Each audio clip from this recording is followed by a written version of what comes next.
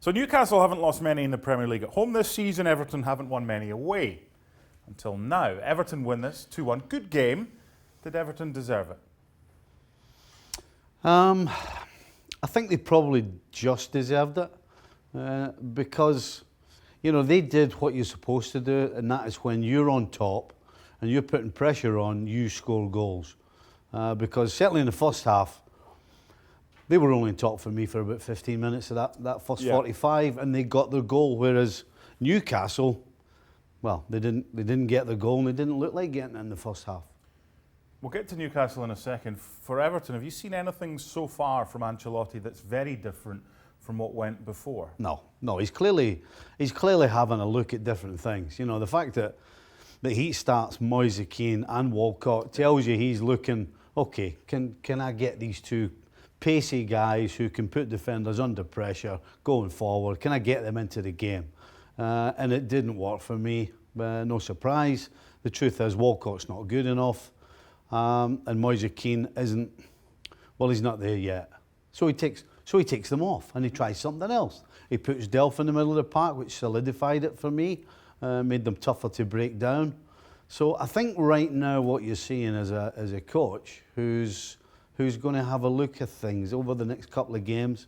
And listen, while you're doing that and you're winning games, that's huge. It is as well, because once you find a winning formula, you'd think you'd stick with it. He made subs. There was a 3-5-2 in there, which started off as a back four. Even Luca Digne didn't even play today, so there's strength and depth at left back. If there's one area that he needs to strengthen in January, Ancelotti, where do you think it is? Everywhere. One area, one over anything else. This is not a team that's great defensively. This is not a team that's great in the middle of the park. And this is not a team that's great going forward. It costs a lot of money. What's the most pressing need, though? Is Calvert-Lewin the goal scorer that he's going to rely on? If you don't lose goals, Fair. You don't lose games. Okay, simple as that. What about Newcastle? Because you mentioned they had a lot of the ball. It doesn't help when your biggest threats are usually your centre-backs, who are pretty good at scoring. They need more help from elsewhere in the team, don't they? Listen, I'm sorry, but Joe Linton's not a Premier League centre-forward for me. And the fact that he's playing Andy Carroll alongside him tells you how they're looking to go about it. And it didn't work. The truth is, up front, they don't have any real quality.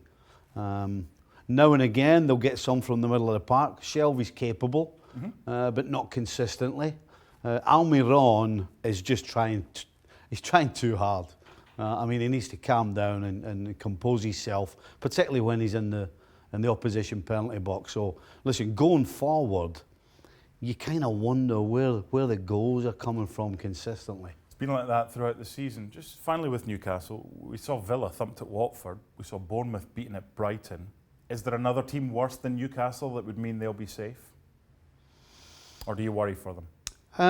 I don't actually worry for them, no. Okay. I think there are worse teams. You know, Watford, yes, are climbing. Bournemouth, Norwich, Southampton. I don't trust a lot of these teams.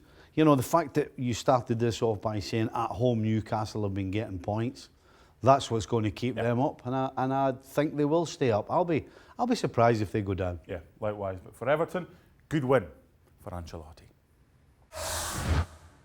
Thanks so much for watching ESPN on YouTube. And for more sports highlights and analysis, be sure to download the ESPN app. And for premium content and live streaming, subscribe to ESPN Plus.